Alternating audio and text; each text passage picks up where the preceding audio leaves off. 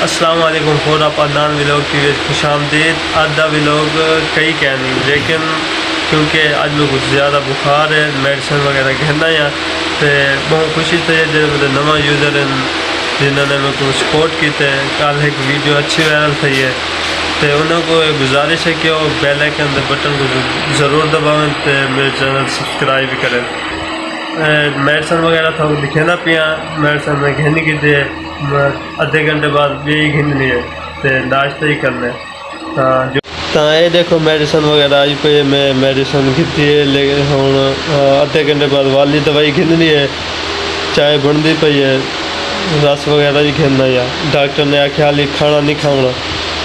अंदर बुखार है ना ज़्यादा तो मैं ही आया या ये सोचे कि व्यूवर्स इंतज़ार है चलो कि नवी वीडियो व्लॉग वगैरह दिया लेकिन माजरत आज वीडियो में नहीं बढ़ा सकिया तो